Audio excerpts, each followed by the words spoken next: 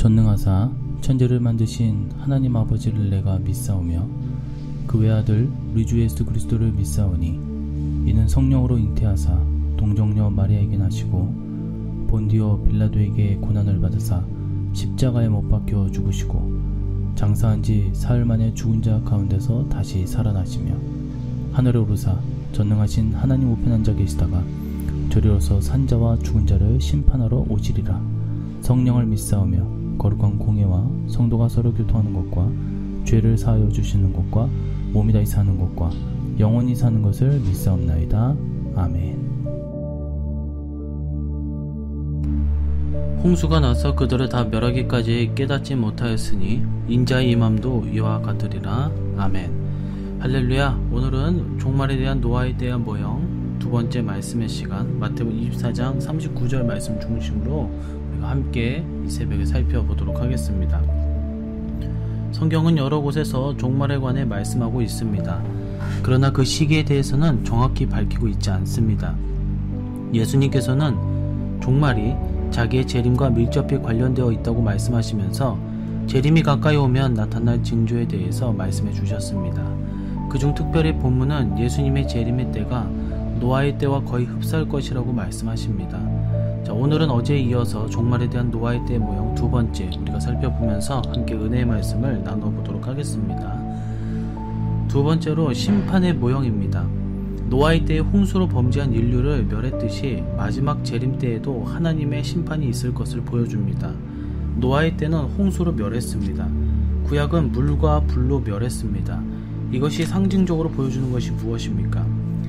내 말이 불같지 아니하냐. 물과 불은 영적으로 말씀을 상징한다라는 것이죠.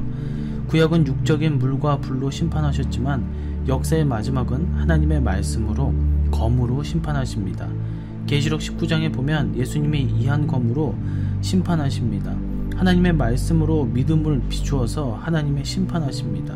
그래서 창세기 7장 17절에서 24절에 보면 그렇게 장담하던 장수도 물속에 가라앉고 그렇게 좋은 음식도 물속에 가라앉고 그렇게 자랑하던 직장도 공들여 장만한 살림살이도 다 물속에 가라앉게 되는 것입니다. 단지 노아의 가족만 거기서 살아남습니다.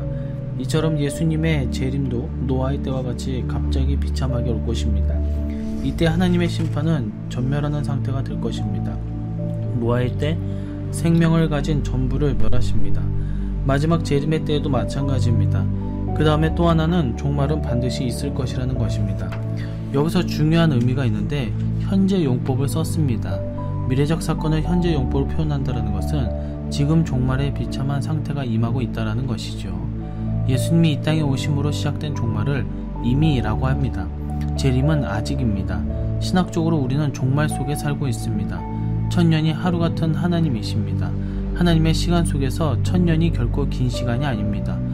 영혼의 개념 속에 이 땅의 삶은 순간입니다. 순간을 잘 지켜야 합니다. 순간의 믿음 생활들을 잘 하게 되면 영원한 축복이 있습니다. 자, 노아의 때를 통해 주시는 경고의 말씀을 보게 되면 마태복음 24장 37절에 39절에 노아의 때는 하나님의 아들들이 사람의 딸들의 아름다움을 보고 자기들이 좋아하는 모든 여자를 아내로 삼았다라고 하였습니다. 오늘 이 시대도 이와 같은 시대입니다. 하나님의 아들들이 예수 그리스도를 믿는 성도들이 순간의 쾌락을 쫓아 성적으로 타락해가고 있습니다. 날마다 육적인 간음을 즐기며 헤어나오기 어려운 죄악의 늪으로 빠져가고 있습니다. 노아의 때와 같이 인자 임함도 그러하리라고 했습니다. 언젠가 역사의 마지막 예수님이 다시 오실 때 간음하고 음행하며 성적 쾌락을 탐닉했던 자들은 분명히 비참한 심판을 받게 될 것입니다. 그렇다면 음행한 자들과 간음한 자들의 심판은 어떠한가? 히브리서 13장 4절의 말씀에 보면 모든 사람은 결혼을 귀히 여기고 침소를 더럽히지 않게 하라. 음행하는 자들과 간음하는 자들을 하나님이 심판하시리라. 음행하는 자들과 간음하는 자들은 하나님의 분명한 심판이 있을 것임을 성경에 분명히 명시하고 있습니다. 하나님이 짝지어 주신 남편과 아내를 귀하게 여기시고 부끄럼 없는 순결한 삶을 살기를 간절히 소망합니다. 말씀 맺도록 하겠습니다. 범죄의 결과는 지옥의 뜨거운 불심판임을 성경은 선언하고 있습니다. 돌이킬 수 없는 지옥의 비참한 이 고통 속에 빠지기 전에 철저히 음행한 죄악을 회개하시고 날마다 예수로 옷 입은 흠없는 성도들이 다 되시기를 주님의 이름으로 간절히 축원해 드립니다. 기도하도록 하겠습니다. 하나님 아버지 감사합니다. 오늘도 주님 앞에 우리가 이 새벽을 통하여서 하루를 시작하려고 합니다.